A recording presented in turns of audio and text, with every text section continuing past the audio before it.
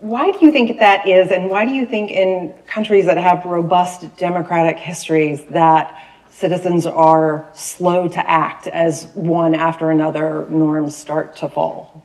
So the main reason is that because people had a feeling already that the system was corrupt or unfair, and people are less willing to protect something or defend something that seems corrupt or unfair. I fear that's one of the problems here, is that and there are a lot of reasons for it, both because of inequality, because of the way our political system works, dark money, you can't really, I really dislike anonymity in finance, and I also really dislike it in politics.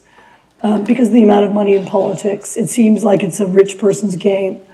Not entirely. I mean, there are many good and idealistic politicians in this country, and there are a lot of people who work in the political world voluntarily and so on. And I don't think it's not as if everything is black, but there was a long, slow run up to this feeling that. Something's deeply wrong in democracy. And if you do polling, actually, you get something like 70% of Americans say there's something wrong with our democracy. And that's both Republicans and Democrats. So the sort of MAGA world thinks there's something wrong, and the left thinks there's something wrong, and whatever we're calling the people in the middle, they also think there's something wrong. And so I think that's one of the reasons. I mean, I think the other reason is that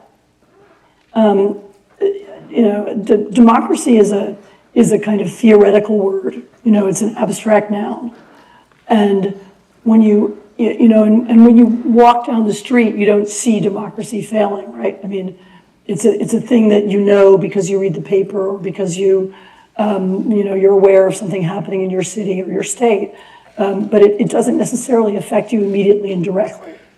It's like the breakdown of the rule of law is the same thing. It's rule of law, another abstract idea, and it's only when you don't have it. When you make your contract. When you're a company and you do a contract with the government, and the contract can't be fulfilled, because nobody cares about the law anymore, nobody pays attention to contracts, and then you'll notice. Or when you have courts that are unfair, or politicized police forces, this is when you notice.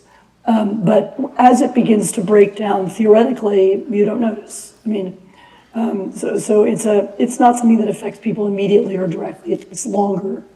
It takes a much longer time than that to kind of get through the system. I think that's another reason. Another thing is actually, Americans. This is true of a lot of Europeans too. We have this unbelievable history of success.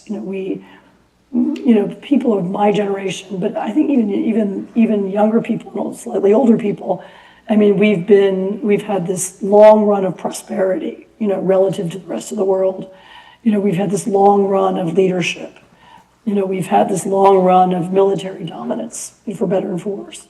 We've had, we've been the leader of, in tech for forever, actually. I mean, as long as any of us can remember. And some competition from other countries, okay. But, and so this experience and expectation of success means that, people also assume that whatever problems we have, it'll work itself out, or, the political specialists will fix it.